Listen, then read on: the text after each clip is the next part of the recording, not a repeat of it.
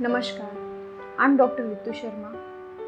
मैं Murari multi speciality hospital and IVF centre में कार्यरत हूँ। मैंने एमएस गायनी के बाद में इनफर्टिलिटी की फील्ड में एफएनबी रिप्रोडक्टिव मेडिसिन में डिग्री हासिल की है, जो कि नेशनल बोर्ड ऑफ एग्जामिनेशन के थ्रू की जाती है। आज हम बात करेंगे इनफर्टिलिटी के बारे में। इनफर्टिलिटी क्या होती है? इनफर्टिलिटी मतलब बांझपन। इनफर्टिलिटी अगर एक कपल 1 साल तक बिना किसी प्रोटेक्शन को यूज़ किए हुए बच्चे के लिए कोशिश कर रहे हैं, तो वह कपल इनफर्टिलिटी की डेफिनेशन में आता है। इनफर्टिलिटी के बारे में समझने से पहले हमें नेचुरल प्रेगनेंसी कैसे होती है ये पता होना चाहिए। तो यह मैंने आपको यही समझाने के लिए दिया है। नेचुरली हर महीने एक अंडा बनता है, वह अंडा रप्चर हो जाता है, उसको ट्यूब उठा लेती है।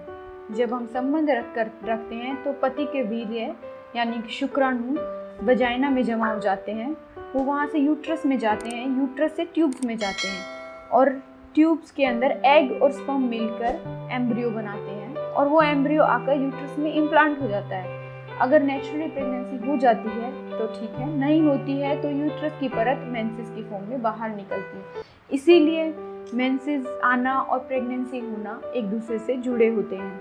अब हम बात करेंगे कि इनफर्टिलिटी की इंसिडेंस क्या है। इंसिडेंस मतलब कितना लोगों को इनफर्टिलिटी की प्रॉब्लम रहती है। लगभग 100 में से 15 से 20 कपल को इनफर्टिलिटी की दिक्कत रहती है। अब आज के समय में इनफर्टिलिटी इंक्रीज हो रही है, बढ़ रही है। आजकल दंपतियों में यह समस्या क्यों बढ़ रही है, इसके काफ़ी कारण है, जैसे लेट शादी होना। आजकल सारी महिलाएं अपने करियर के लिए ओरिएंटेड हैं, तो वो लेट शादी करती है। हमारा स्ट्रेसफुल लाइफस्टाइल, हम लोगों के लाइफस्टाइल में, खान पान में इतना बदलाव आ चुका है, जीवन शैली सही नहीं है, जिसकी वजह से अंडे बनने में और स्पर्म बनने में प्रॉब्लम होती है। इसके अलावा मोटापा, हमारे खाने पीने की वजह से हम लोगों में आजकल मोटापा बढ़ता जा रहा है, जिसकी वजह से अंडे और स्पर्म की क्वालिटी अच्छी नहीं होती। अगर हम बात करते हैं किस कारण से इनफर्टिलिटी बढ़ रही है, इनफर्टिलिटी के कारण क्या होते हैं। अगर एक कपल को प्रेगनेंसी नहीं हो रही है तो 40% लोगों में पत्नी में प्रॉब्लम हो सकती है। पत्नी में उसके यूट्रस के लेवल पे प्रॉब्लम हो सकती है, उसकी ट्यूब्स के लेवल पे प्रॉब्लम हो सकती है, उसके अंडों के लेवल पे प्रॉब्लम हो सकती है। 40% लोगों में पति में प्रॉब्लम होती है, हस्बैंड में प्रॉब्लम होती है, उसके स्पर्म में कहीं ना कहीं प्रॉब्लम होती है। 10% लोगों में हस्बैंड में भी प्रॉब्लम होगी, वाइफ में भी प्रॉब्लम होगी। 10% लोग ऐसे भी होंगे जिनमें प्रेगनेंसी नहीं के कोई कारण हमें नहीं पता चलते, फिर भी प्रेगनेंसी नहीं होती, उनको अनएक्सप्लेन्ड इनफर्टिलिटी कहते हैं। अब इनमें हम कर क्या सकते हैं, मैनेजमेंट पे अगर हम आते हैं कि एज ए इनफर्टिलिटी स्पेशलिस्ट मेरे पास जब भी कोई कपल आता है तो मैं क्या करती हूँ।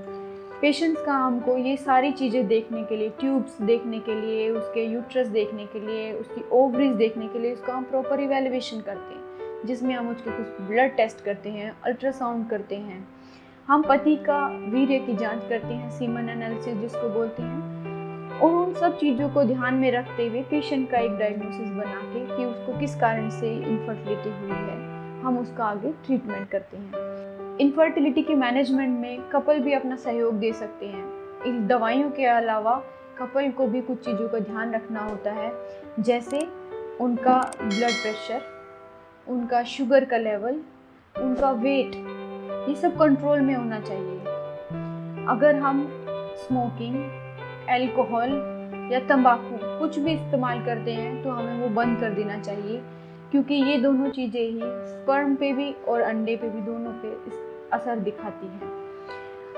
हम लोगों को अपने खान पान में कुछ बदलाव करना पड़ेगा, जिससे हम लोग अधिकतर ज़्यादा से ज़्यादा हम लोग सब्जियां, फल, फ्रूट ये इस्तेमाल करें। लिक्विड अच्छे से लें। डेली आप 1 घंटा एक्सरसाइज करें। अगर डेली नहीं कर सकते हैं तो हफ्ते में 5 दिन एक्सरसाइज करें। इन सब चीज़ों को ध्यान रखते हुए अगर आप प्रॉपर तरीके से ट्रीटमेंट लेते हैं तो आप इनफर्टिलिटी को ज़रूर जीत सकते हैं।